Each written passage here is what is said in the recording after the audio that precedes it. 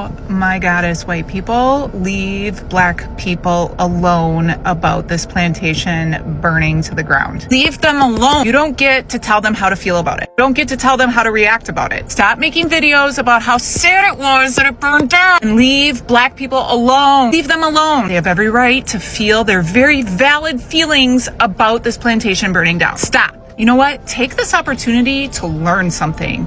Shut your mouth, open your ears, and listen to the videos and learn something. Practice a little empathy. God, white people are not okay. We are not okay. Man, I tell you what, nothing makes racist white people more pissed off than me, a white person, trying to educate about racism and trying to educate about what white privilege is and all these things. And it's so funny because these same people will argue with me till they are blue in the face about how they're not racist and we don't live in a racist institution and black and brown people have it so easy and racism doesn't exist anymore. But then they will turn around and say the most racist, ignorant, vile shit you've ever heard in your life. Hello brothers and sisters, I really hope you're all doing fine from wherever you're watching me from now. Most of the white people are now feeling furious and are very frustrated that the black community is not helping them talk about the problems they are facing. Now, the black community has faced problems, but no one talked. So let's watch this video, then have a really quick discussion. Racism devastates people from the global majority the most. Obviously, let's be really clear about that. But whiteness carries a cost for white people too. And I wish white people could get that into their heads. It shows up in how isolated we often are. In regions like the Northeast and Wales, over 90% of people are white British, and a third of white Britons say they have no friends from a global majority background. I mean, think about what that means. We are cut off from whole worlds of perspective, from different ways of thinking, problem solving, creativity, ideas, joy, humor, you name it. Instead of gaining resilience through difference, we stay small and we stay shallow and we cling to sameness, and I guess we call that normal. Whiteness looks like power, but it's really a cage. It cuts us off from the richness of life itself. Racism dehumanizes people of color, but it also diminishes white people. And anti-racism isn't charity work, remember. It's how we open the door to fuller humanity, connection, and possibility. I mean, it would be great if we did this out of the goodness of our hearts and for the sake of justice. But if that feels like too much to ask, do it for selfish reasons. Do it because your life will be richer, deeper, funnier, and better if you do. The disconnect is amazing. And this is why I make content like this, because it's so important. Because we do live in a racist institution, and we are all raised in racism as white people. This is simply a fact. And the crazy part about it is every one of us knows this.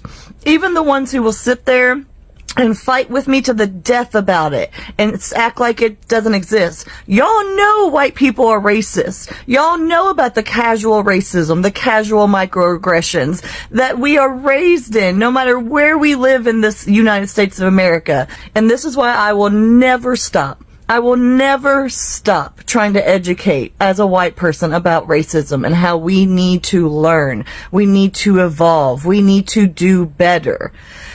It's almost as if they feel like admitting to a racist institution or admitting to racism makes them this evil, terrible person. And so they would rather double down than to grow and be a good person. And that's so bad, because all that says to me is that you have a small mind and a cowardly soul. And I wish better for you than that, truly, because everything in your life will get better when you stop being so ignorant. So I mentioned how I don't ever want to live around a bunch of white liberals again. And I spent most of my life living in Santa Cruz, California, where there is a lot of white liberals. And I have to tell you, those are some of the most racist people in America. White liberals have tried to silence my voice, have tried to get me fired. White liberals have called me racial slurs multiple times. White liberals think black people are a monolith and are only allowed to act a certain way, vote a certain way. White liberals are working to lower the educational standards for black and brown kids, which is hurting them. White liberals want to have a permanent brown underclass to do all of their hard work, all the jobs they don't want to do. So yeah, there's a lot of reasons why I never want to live in a majority white liberal area again. And don't even get me started on COVID. I might lose my farm because of the government. On the libs! On the libs! There's so much owning of the libs going on right here. Our EQIP program, which is cost sharing on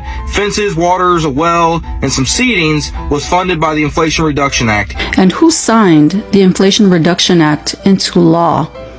Was it Joe Biden? Sir, that is socialism. And you are benefiting off of it. Did you post this a few months ago in October? I'll tell you what I love. I love cows. But if we go with Kamala, you won't have any cows anymore because you're not. A few moments later. Our farm payment money, if we don't have that money, we will lose this farm. And the only way that I can think to get around it is we sell some cows. I'm done. I need your help to save my farm and many other farms. Sir, we already tried to help you save your farm. The saving of the farms happened a few months ago on November 5th. Us on the left, or what is it that you call us, libtards? Us libtards showed up on November 5th and voted so that you could keep benefiting off the Inflation Reduction Act that would have saved your farm. You, Kyle, also showed up on November 5th and voted to preserve something that wasn't your farm. What did you vote to preserve, Kyle? You voted to preserve your white tea supremacy instead of saving your farm. Are you feeling superior right now, Kyle? I want you to get exactly what you voted for, Kyle, and I want you to feel the powerful consequences of your vote. The fact that the left would protest the ending of crime tells me that their freaking evil is like endless. It's never ending. And you'll tell you why? I'll tell you why, because I read their stupid book. The plan is to take over the institution, right? And if they can't take over the institution, the next best thing, if not equally the same, is to destroy the institution. Why? Because they're stupid. They think people are going to go, Donald Trump said he was going to lower the price of eggs. Oh my God, the price of eggs isn't lowered. That means that we have to vote for Kamala Harris. And what she's going to do is she's going to have two gay dudes suck each other's cocks in front of their egg aisle, while the egg aisle being non-existent because it's a communist grocery store. That's what they expect. They really think that we're that stupid. Seriously. Because I read their book. And the reason why they think that we're that stupid is because their followers are that stupid. They call their followers useful idiots to their face, and they continue to vote for them because they're stupid, right? But they think we're that stupid. They think we're that stupid. They think, oh, the eggs, it's the same price. We're going to vote for the communists now. What the fuck are you going to do about the eggs, jackass? Nothing. Nothing. Because they're stupid like that. And that's why communism will never work. Because at some point in the chain, yes, they could have smart people that could infiltrate shit. But at some point in the chain, they're going to flop because they're dumb. I just want you all to know, I'm sorry. I'm sorry for giving him those chances. I'm sorry. I see things now. I see them clearly. And I think I saw them way too late. Hey, Auntie Bev here. The woman you just saw in the video clip is identified as Susan Howard. She has a TikTok video, which is about 2 minutes long, and she explains how she feels she was betrayed by the president, and she wants people to show her grace for her error in judgment. Well, the vocabulary word I have for that is delude. It's a verb, and it means to deceive, to trick, to fool, to manipulate someone's judgment. Using it in a sentence, I would say, Susan Howard says the president was able to delude her into believing he was going to do what was best for the country, and that's why she continued to vote for him. And I'm saying Susan Howard was delusional. That's an adjective, and it means faulty judgment. Delude, delusional. Add those two words to your vocabulary bank and make it your time, your shine. Auntie Bev speaks.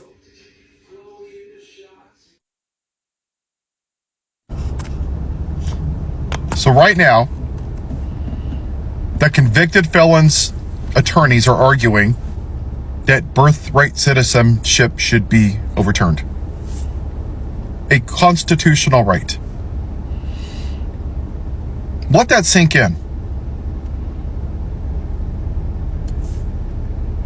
I was on a live last night, and we were talking about what's going on and what the solution is.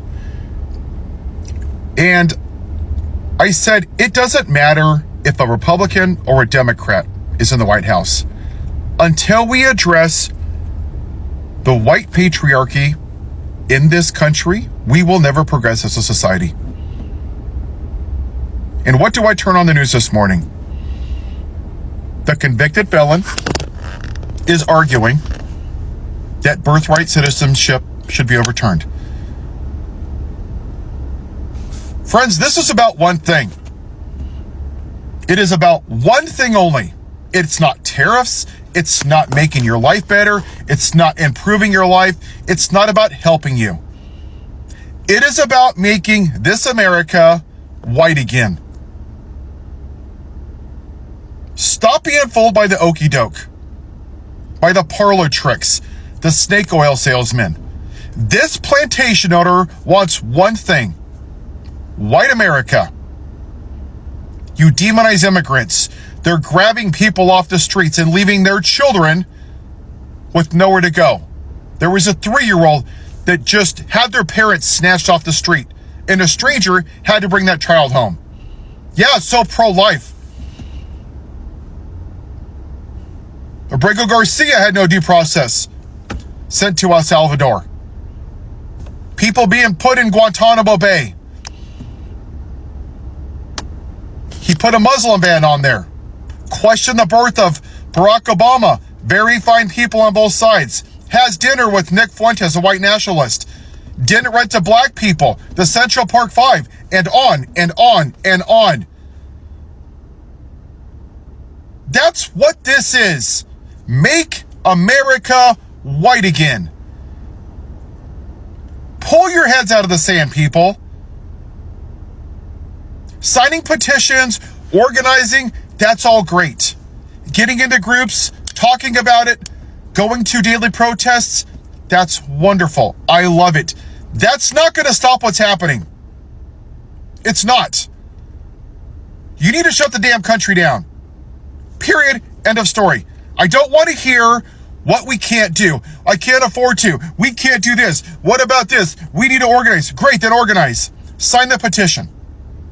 2025strike.com. That's it. Organize. You get 3.5% of the population and you stop working and you shut this damn country down, because that's the only way this is going to stop. This plantation owner is going to do lawsuit after lawsuit after lawsuit after lawsuit. What's to stop him from suing you, a private citizen? Because that's the end game here when it comes to lawsuits, right? You can't afford it. So I was on YouTube and I came across this video claiming that white farmers are outraged that black people do not want to work on their farms. And I thought it was fake because I was like, this has to be like clickbait or whatever. So I searched and I came across Facebook, and y'all, the comments were wild.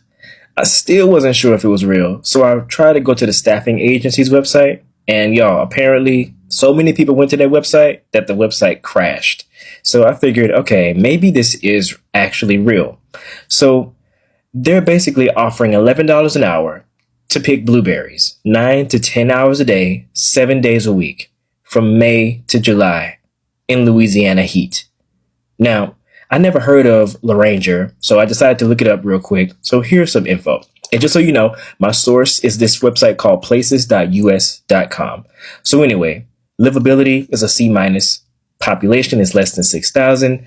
Demographics is almost 91% white, followed by Black, then Hispanic, then Indian, then Asian, and pretty much 0 Hawaiian. I saw that they voted Republican in 2020, but it probably doesn't take a genius to guess how they voted in 2024.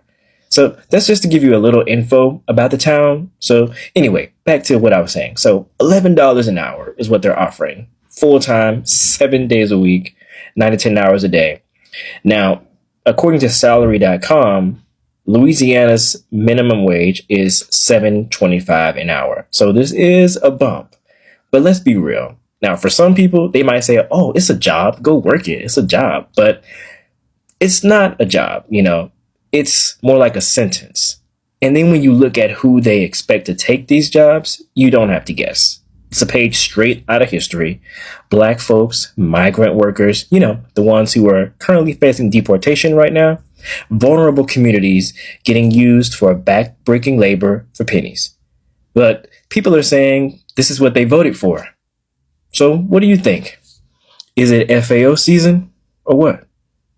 A viral video of a white woman talking about Black fatigue and how we don't need to give the Black community reparations because we weren't around during slavery and neither were they. There were thousands of comments. This was going viral so quickly. Fully expecting to see people fighting her in the comment section. No, thousands of comments of white people, mostly. There was one Native American that was like, as a Native, thank you for saying this. I was like, what? There were so many white people in the comments saying, we're sick of this. Did they think that we were going to be silent for this long? You guys, those are war cries, if I've ever heard them. Thousands of white people in a comment section saying, did they really think we're going to be silent for this long? That's not good. And then I looked back. I saved the video. Literally, this was like 20 minutes ago. I saved the video and then I was going to reference it in this one, but it either has been taken down or she took it down herself. She deleted it. But I know that you guys have probably seen it because it had 500,000 views by the time that it was taken down. The problem is there were so many people in the comment section bold enough to say things like this. Let me say it to all the red hats out there and speak in your language. No one cares about your feelings. We need to talk about facts. And if you don't like the facts, you can go cry about it. Here are the facts. There's a thing called epigenetics. Whatever happens to your ancestors affects your mentality, your emotions, and your physical body for generations after generations after generations. It makes you ill. It makes you suffer emotional triggers that you wouldn't normally have if your ancestors did not go through those things. That is science. Now let's talk about history. Tulsa, Oklahoma. Does that ring a bell? Philadelphia, Pennsylvania. If you don't know what happened there and you're a red hat, let me tell you a little history lesson. The Black community was crawling out of the shithole that we left them in. And they created amazing communities where everybody was working together and they had fabulous education and people had money. The United States government bombed their communities, bombed, literal bombs dropped. Tulsa, Oklahoma, Philadelphia, Pennsylvania. That wasn't even reparations. They were doing this themselves, cultivating this themselves, trying to bring themselves up. Any community that was systematically used and abused by the rest of society needs reparations. That includes Native, don't even get me started on Native Americans. I have a whole thing that I think they deserve, which some of y'all might even think I'm crazy, but this is about the Black community right now. Yes, they deserve reparations. They get the short end of the stick almost every single time. This is not just a white, blue-haired woman talking about this. These are facts. And again, facts over feelings, right? Facts over feelings. Even though I don't think this way, nobody that I know thinks this way. You guys have made it very clear in the comment section that a lot of you do. Them farmers really thought we was going back to them fields. They really thought we was going back to them fields. You know what? My mother was the first generation on her mother's side not to be brought up on a plantation. Not to be brought up on a plantation. That's what I said. My grandfather had a 3rd grade education, but he left my mama 2 houses, property in the bank, property and money in the bank. with a third grade education. And guess what? He worked in fields. My great-grandmother worked in fields and cut that cane just like a man. You hear me?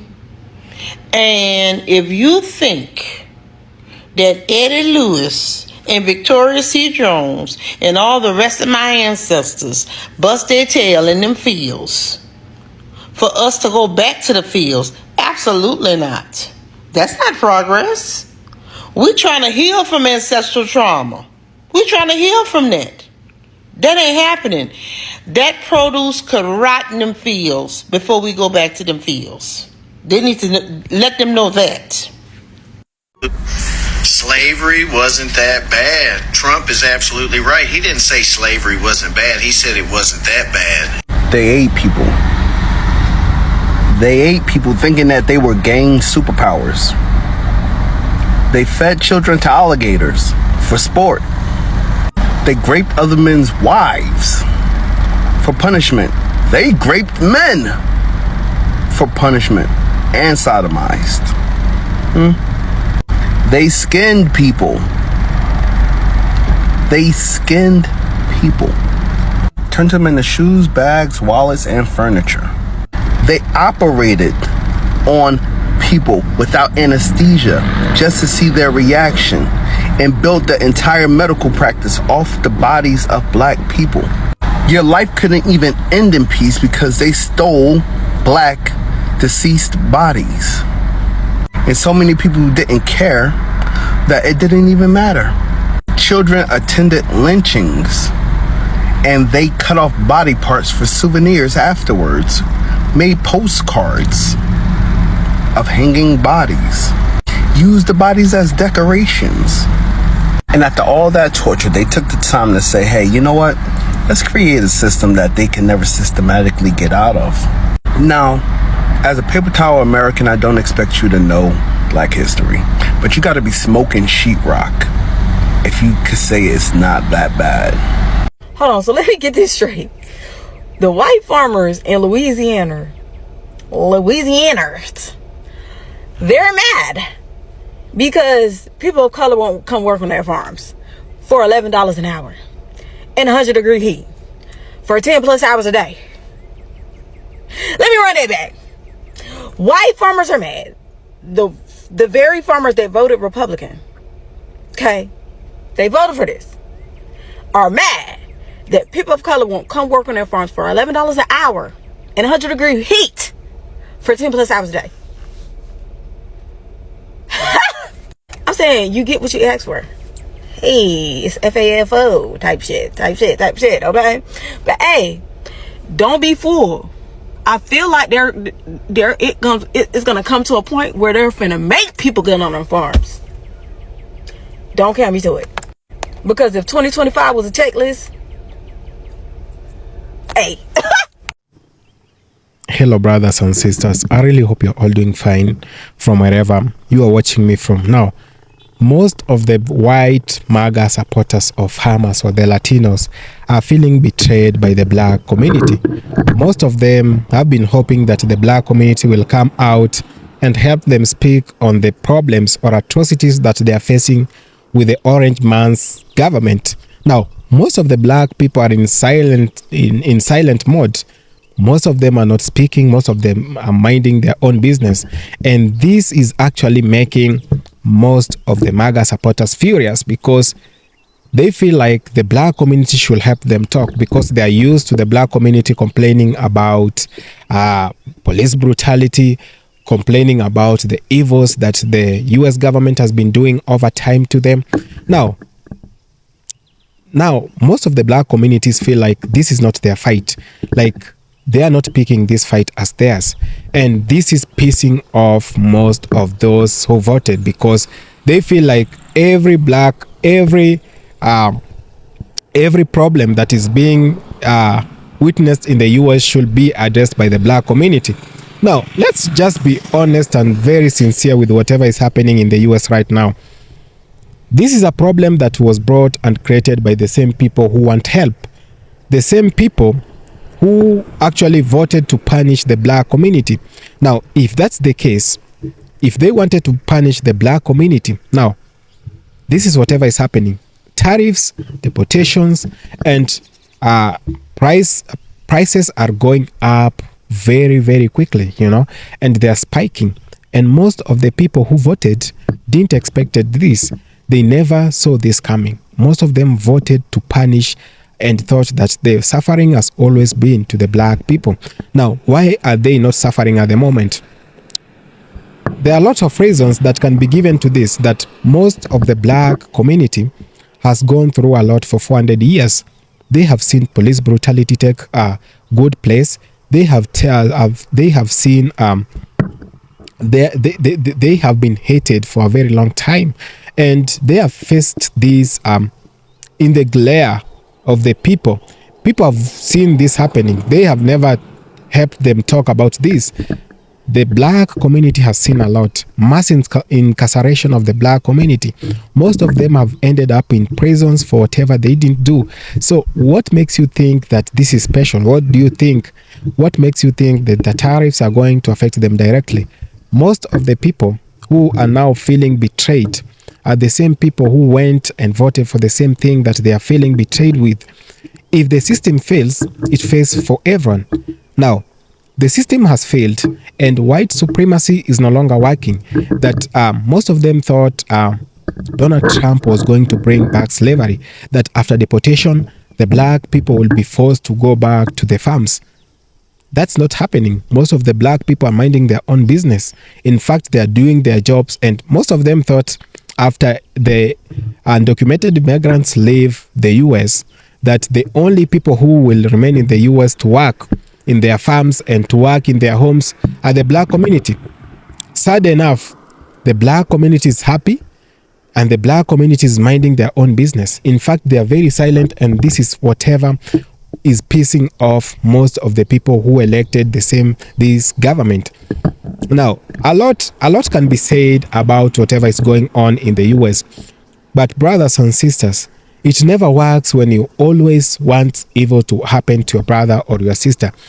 Most of them are complaining because it is affecting them directly. The black community has been facing police brutality. No one has been there to help them address it. In fact, when they tried to talk about all these things, they were labeled aggressive, and most of them have been receiving a lot of backlash from the other side, and for a very, very long time they have been complaining. They have been demonstrating. Now that they are not showing up for demonstrations, now that they are not talking, now that they are not ranting about the things that are happening, someone feels betrayed. Now, this is not their war, and they are picking this very well, because when they needed the white community, they never showed up. When they needed the Latinos the most, they never showed up. You remember the case of George Floyd back in 2020, when he was brutalized by the same police that should be protecting them. Now, the black community went ahead and started a movement, the Black Lives Matter. Most of the people refused to join the movement because it was black. Now that they are having their own issues, now that they are having their own problems, now they expect the black community to show up anytime when they want them. Now, the black community is seriously minding their own business, and they do not care about the things that are happening in the US. How I wish I was one of them. I could have minded my own business. And this is when I usually say that we need to unite. It doesn't matter if you're black or you're brown or you're what. It doesn't matter the color of your skin. All that matters at the moment is the unity that is needed at the moment. Imagine if we all united against the system that has always oppressed us. It is the same system that we are crying about. It is the same system that has oppressed you. It has oppressed everyone. The same oppression the black people have been facing for a very long time is now hitting the white community as well, because they can now not sell their soybeans to China because of the tariffs. Now, the prices of goods are skyrocketing. Most of the things they wished the worst to the black community is also happening to them.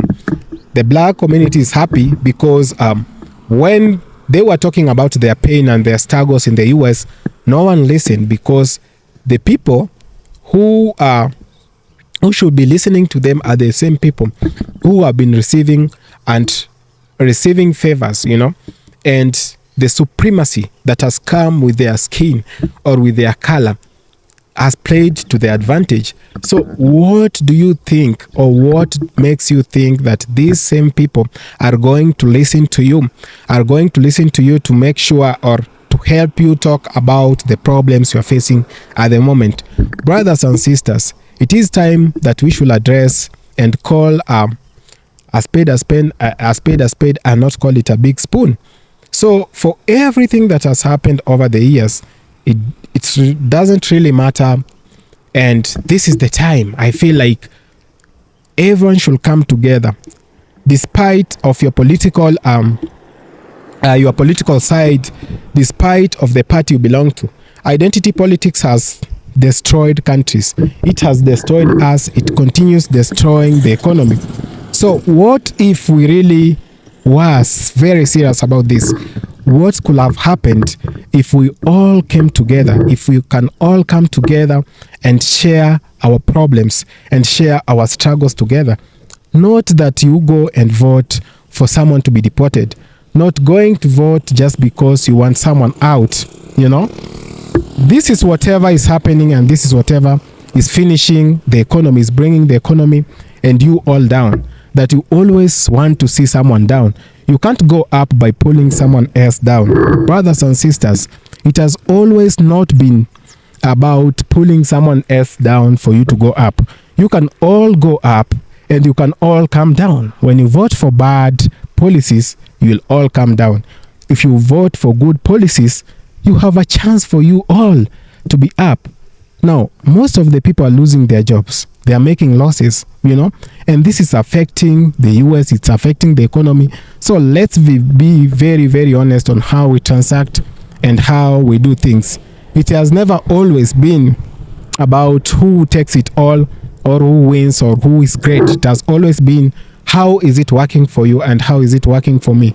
So let's do it, and let's not just sit down and relax thinking that going to vote this person is going to protect our own interest and the rest of the people are going to have it rough. Thank you so much for having taken a time to watch this video. It is the time we should all unite, come together and kick out racism, kick out hatred. Stop identity politics that has destroyed the economy, that has divided you into smaller groups that belong or are affiliated to different political groups. This is the time we should realize that our own interest comes first before those of our politicians. So let's come together, brothers and sisters. Let's realize that no one wants better to you or for you than yourself. You are the only person who can save yourself. No politician is going to save yourself. The political class have always, and I repeat it, have always safeguarded their interest, and they will always do that at your expense. So open up your mind, start thinking straight, and stop identity politics as much as you can. This is a very good wake-up call to all of you who are watching this video, that we need to come together as the people, we need to unite, and we need to do whatever it takes to kick out identity politics. Thank you so much.